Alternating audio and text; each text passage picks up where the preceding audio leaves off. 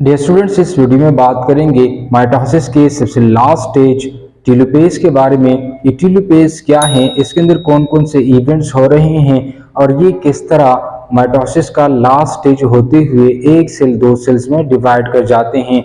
तो इसके इवेंट्स के बारे में बात करते हैं। सबसे पहले टीलो का मतलब है रिवर्स और फेज का मतलब है ड्यूरेशन, और ये है फोर्थ स्टेज ऑफ माइटोसिस।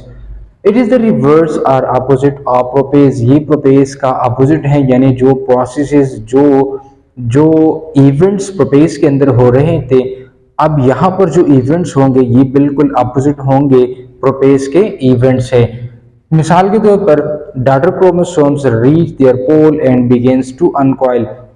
जो डॉटर क्रोमोसोम्स हैं वो अपने पोल्स, रिस्पेक्टिव पोल्स की तरफ धकेले जाएंगे और इसके धकेलने के बाद उनको अनकॉइल किया जाएगा। लेकिन प्रोपेज में हमने देखा था कि क्रोमेटिन मटेरियल वो कंडेंस होना शुरू हुआ था और इनसे एक प्रॉपरली क्रोमोसोम्स की स्ट्रक्चर बनना शुरू हुआ था। लेकिन यहाँ पर अपोजिट हो रहा है।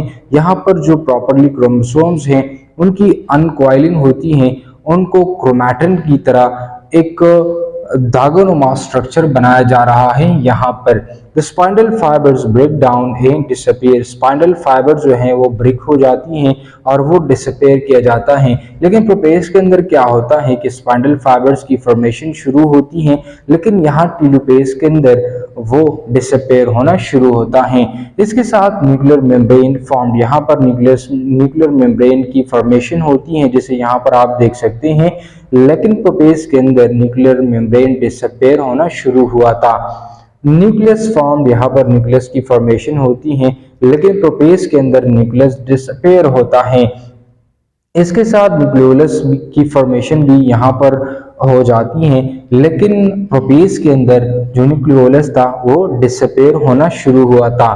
क्रोमोसोम्स अनकॉइल, यहाँ पर क्रोमोसोम्स जो हैं वो अनकॉइल किया जाता है, लेकिन प्रोपेज के अंदर क्रोमोसोम्स जो है वो कंडेंस कर जाते हैं और एक प्रॉपरली क्रोमोसोम्स की स्ट्रक्चर की फॉर्मेशन होती है।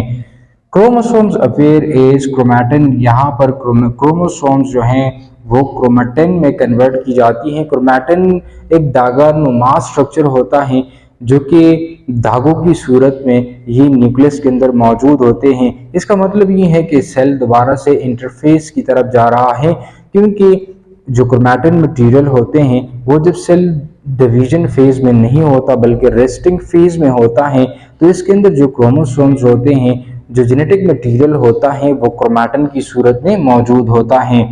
Chromosomes become less visible. Chromosomes जो हैं वो मोर दिखाई नहीं देता बल्कि ये it's become less visible. Golgi bodies and endoplasmic complex reappear, यहाँ पर गोल्जी बॉडीज की फॉर्मेशन की जाती हैं और इसको दोबारा से सेल के अंदर अपीयर किया जाता है।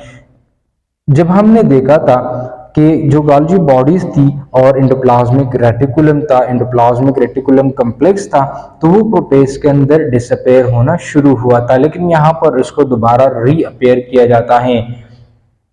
Two daughter nuclei are formed, यहाँ दो न्यूक्लियाई की फॉर्मेशन होती है। Each daughter nucleus receiving a complete set of chromosome, यहाँ पर complete set of chromosome both of the cells को रिसीव होती हैं। यानी मिसाल के तौर पर अगर ये जो उनके पेरेंट सेल है, मिसाल के तौर पर उसके अंदर दो क्रोमोसोम्स हैं, तो इन दोनों सेल्स के अंदर भी दो क्रोमोसोम्स होंगे, यानी कंप्लीट सेट ऑफ क्रोमोसोम्स इन दोनों सेल्स को रिसीव होता है। यहाँ पर कैरियोकाइनेसिस एंड हो जाता है। कैरियोकाइनेसिस का मतलब ये है डिवीजन ऑफ द न्यूक्लियस। तो यहाँ पर आप देखिए कि एक जो न्यूक्लियस था, जो पेरेंट सेल था, अब वो दो न्यूक्लियस में मुकम्मल तौर पर तकसीम हुआ है।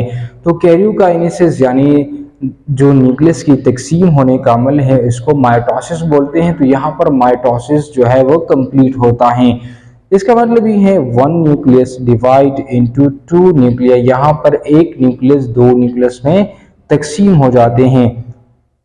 प्रिपरेशन फॉर साइटोकाइनेसिस, इसके बाद साइटोकाइनेसिस का प्रोसेस शुरू हो जाएगा। Cytokinesis means division of the cytoplasm. इसी तरीके से साइटोप्लाज्म भी बीच में से डिवाइड कर जाएगा और एक सेल दो सेल्स में मुकम्मल तौर पर तकसीम हो जाएंगे। लेकिन जो साइटोकाइनेसिस का अमल है ये प्लांट्स में डिफरेंट हो रहा है और एनिमल्स बॉडी के अंदर ये डिफरेंट तरीके से हो रहा है। इसके बाद वाली लेक्चर में हम बात करेंगे साइटोकाइनेसिस इन एनिमल और साइटोकाइनेसिस इन प्लांट्स, डिटेल से हम इसको देखेंगे। और ये फाइनल स्टेज है सेल डिवीजन का, यानी साइटोकाइनेसिस जब हो जाए तो इसका मतलब ये है कि यहाँ पर जो सेल साइकिल है, जो सेल डिवीजन है वो मुकम्मल हुआ। टेलोपेज के अंदर क्या होता है थोड़ा सा रिवाइज कर लेते हैं। ये रिवर्स या अपोजिट फेज है प्रोपेज का, यानी प्रोपेज के अंदर जो एक्टिविटीज हो रही हैं, जो इवेंट्स हो रही हैं, यहाँ पर उसका अपोजिट होगा।